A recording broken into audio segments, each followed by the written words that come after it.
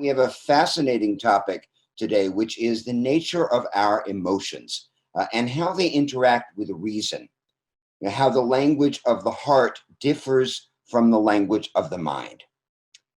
There's going to be a lot of information in today's talk, so I suggest that you just sit back, don't worry about taking notes, and know that the transcript will have all of this information for you to review if you would like to, because the emotions are a complex subject. And we want to give as much of a 360 as possible during today's talk.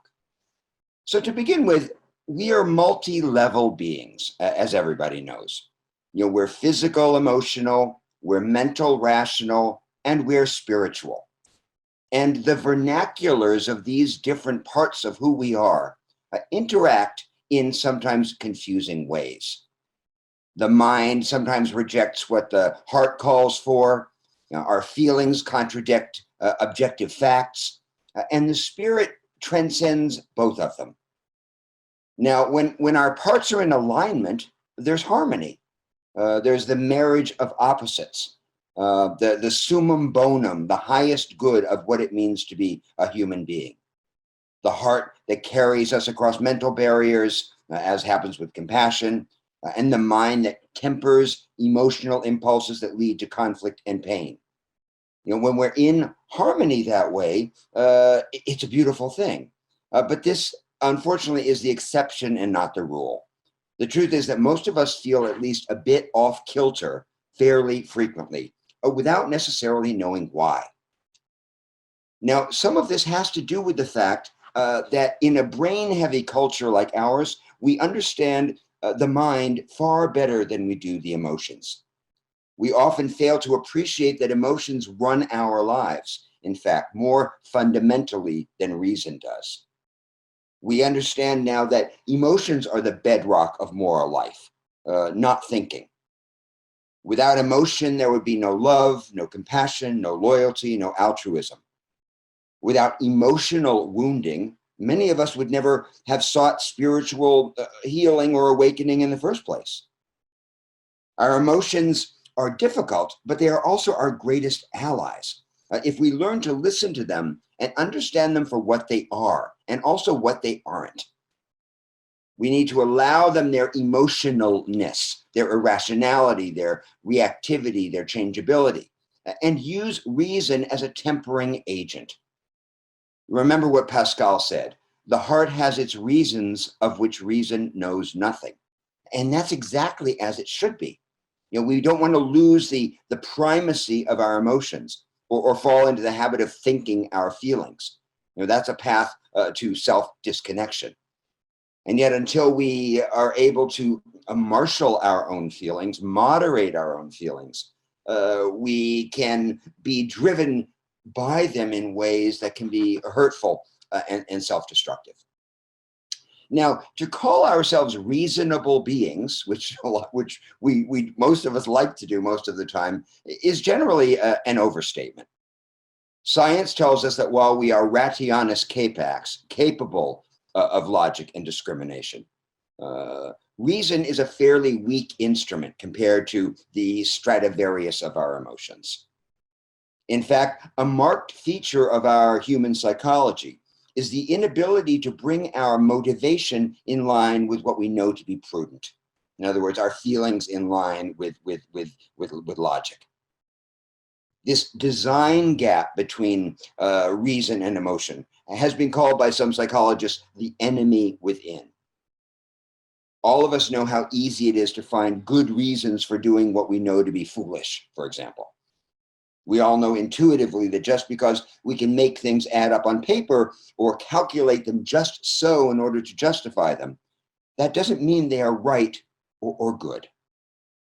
Still, we're able to reason away our moral discomfort and what we know emotionally to be true to a very shocking degree as human beings.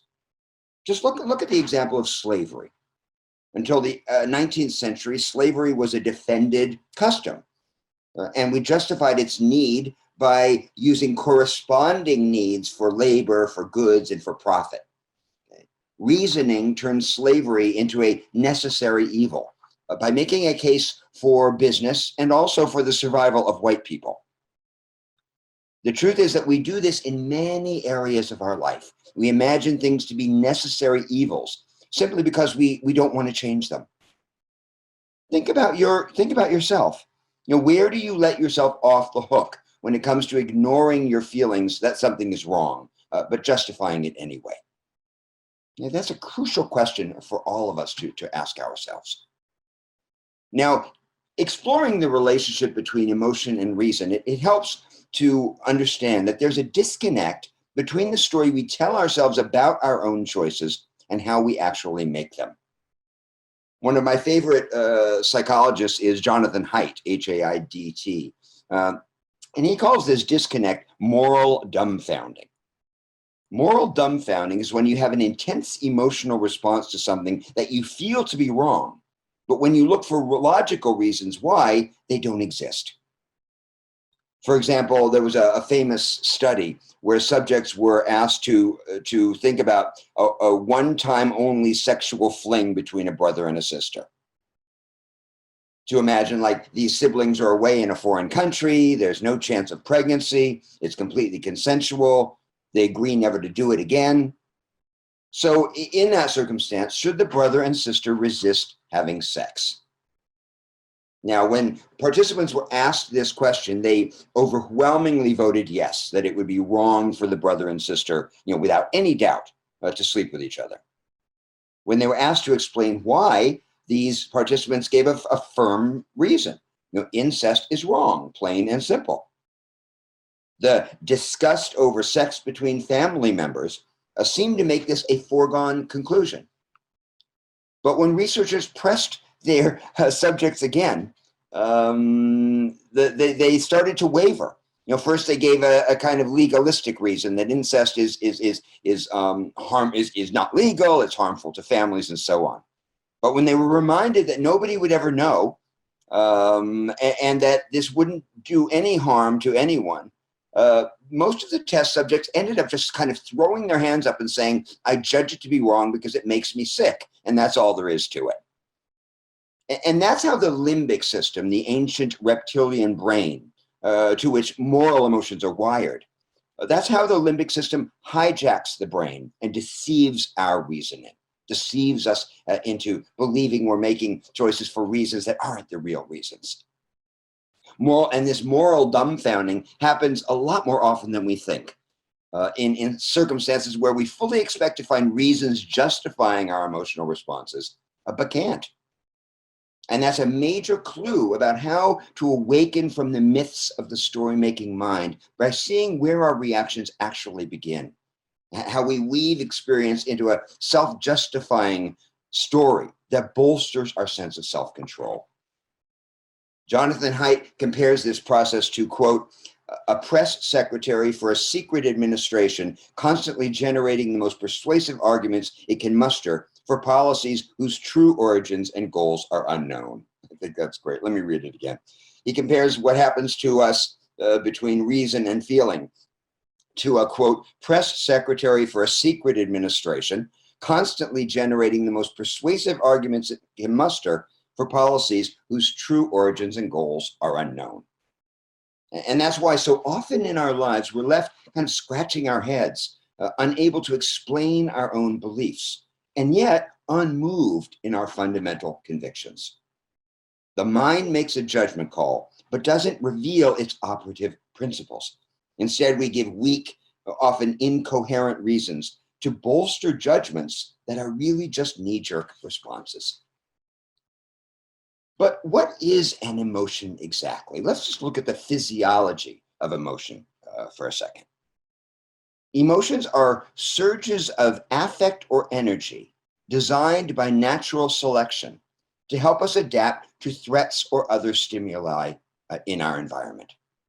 That's the simplest definition that I've come across. Emotions are our intuitive guides to making our most important ethical judgments. They're honed by thousands of generations of trial and error to prepare us for life's possibilities. For an emotion to emerge, something has to trigger it. And though each emotion serves us in a specific way, there's no such thing as an emotional faculty. Each emotion more or less does its own thing, oblivious of the others, which explains a lot about why we can be so neurotic and so conflicted. Fear, loathing, guilt, anger, surprise, contentment, they are all prompted by different neurological structures in the body designed to respond to corresponding stimuli. When we talk about emotions speaking a language of their own, we mean this quite literally. Since the 1970s, we've known that the language of emotions is actually being spoken all over our bodies. This is very strange and fascinating. Researchers like Dr. Candace Pert rocked the neuroscience world when she and a group of her colleagues discovered the opiate receptor in the brain back in the 1970s. A receptor is like a chemical lock on a cell into which a particular substance or key fits.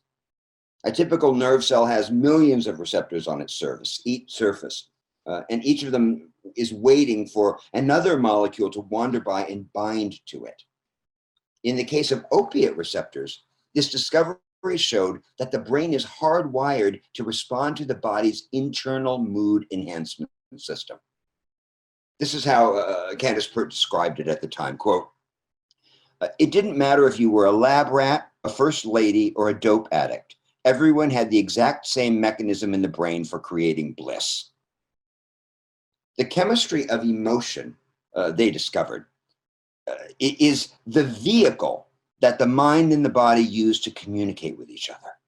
Let me just repeat that. The chemistry of emotion is the vehicle that the mind and the body use to communicate with each other. And one of the strangest parts of these discoveries is the fact that these peptides aren't limited to the brain, that we have emotions all over our bodies. We have emotions in our stomachs, in our glands, in our major organs, anywhere that we find receptors. So when you have a feeling in your gut, that's not a figure of speech. In fact, the stomach is thickly laced with peptide receptors. Anger, fear, sadness, joy, awe, pain, pleasure are all over us, literally. Since emotions are regulated by neuropeptides, the brain's memory centers are filled with receptors for those peptides. And what that means, in plain English, is that emotion and memory are intertwined in ways that we've barely begun to discover. That's why strong emotions are the key variable that makes us bother to remember things. Emotional memories are our earliest memories, the long-term recollections that are stored for survival. Something else that Candace Pert found is that emotions travel in two directions. They travel from the brain into the body and also up the body into the brain. She uses a funny example of how this brain to body emotion works and how the mind puts a story on our feelings. She says, let's say a woman drops a cup of hot coffee in her lap. Her first reaction to the scalding is surprise and feeling pain. The sensation travels up her body till it gets to the level of the thalamus. That's when the woman thinks, it's hotter than it usually is. It's only when the emotion gets all the way up to the cortex, says Dr. Candace Pert, that the woman can actually blame her husband. So I thought that was great. That's what that's where we put the spin on our feelings and on our experiences, when it reaches the level of the cortex. So another interesting connection between the emotions and the body is the link between feeling and facial expressions. Paul Ekman is the world's foremost authority on the facial expressions of emotion. And what he found traveling all over the world and testing, people from all different societies and races, was that there isn't a single emotion that can't be recognized by people universally. He spent years recording the facial expressions of thousands of people. And he also, Paul Ekman, spent a long time doing self-scrutiny, looking at his own face in a hand mirror in an attempt to map the emotions on his own face. He as a pioneer in the field, he experienced what pioneers often experience, which is mockery and doubt. His peers at the time just thought he was ridiculous. But what ended up happening after doing this practice of self-examination for a long, long time is that he was able to create something called a facial coding system. And this facial coding system was able for the first time to explain how complex emotions are mirrored in the face. For example, there are 18 different types of smile, from extremely sincere to fake as a $2 bill. Also, it turns out that facial expressions create emotion. Ekman found that when he grimaced, for example, it elicited certain feelings in his body, heart racing, anxiety, and so on. When he stuck out his tongue as if he were disgusted, he could feel his stomach turn over. We tend to think of emotion as a one-way street that starts in our brain. But pioneers like Candace Pert and Paul Ekman have shown us that, in fact, our bodies are emotional superhighways with exits and entrances and merging lanes that we don't even know exist. Now, emotions are also contagious, as most of you know. Ekman, in fact, found this out when he was visiting the Dalai Lama in India. He'd traveled to the Himalayas with a bunch of Western scientists to talk to His Holiness about compassion and the science of compassion. And Ekman is not a Buddhist, but he claims to have felt something in the Dalai Lama's infectiously mirthful presence that he had never encountered before in all of his anthropological travels. He said, at the airport afterward, my wife looked at me and said, "You're not the man I married. I was acting like somebody who's in love." Now, smiling and well-being go hand in hand in human life, and this is worth talking about a little bit too. Anthropologists tell us that the human smile is among biology's greatest triumphs. In our emotional toolbox of adaptations that promote cooperation and connection and care, smiling is indispensable. Psychologists refer to this as the happy face advantage. We've evolved as a species to recognize happy faces more easily and readily, which is how nature fosters positive relationships among those who smile. Laughter preceded language in human evolution, after all. I mean, this is something that we forget. People were laughing long before they were talking. And laughter and smiling has been shown to help bond even the most adverse enemies.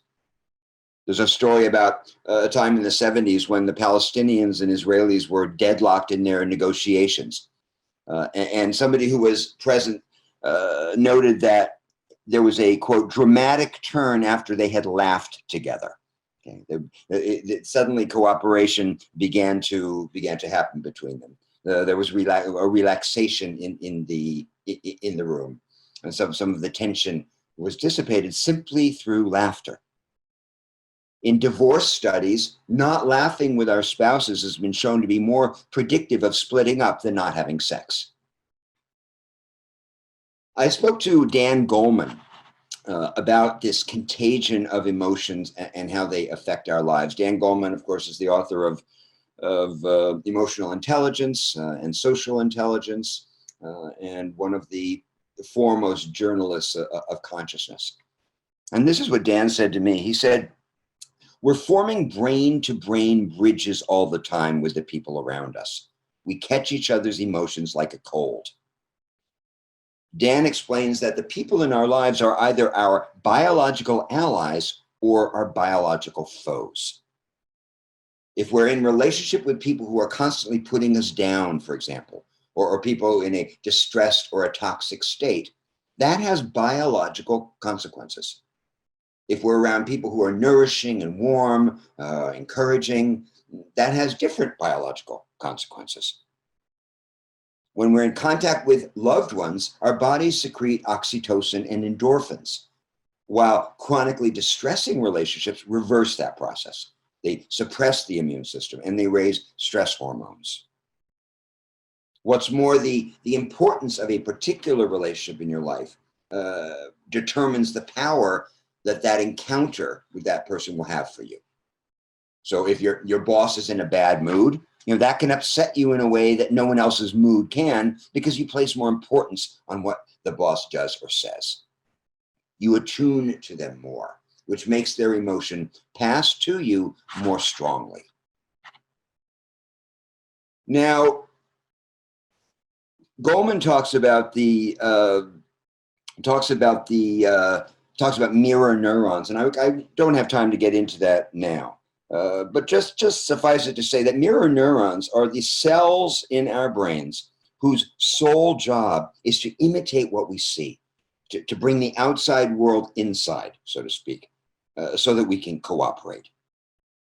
As Dan Goleman explains it, quote, "When we see someone else make a movement, our brain activates the centers for that movement, and it's the same with emotions. The brain is designed to replicate inside us what we see other people experience. And that's how we coordinate what we do with other people. Unfortunately, in the absence of physical proximity, we lose emotional connection as well, which is what makes living in the modern world so confusing sometimes.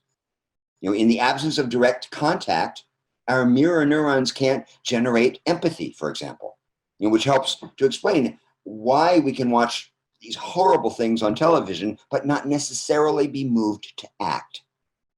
And that's because the social brain was designed when social interaction was immediate. In the early days of our species, most people met about 150 people in their lifetime. Okay, so anyone who was hurt or in distress, one could help immediately.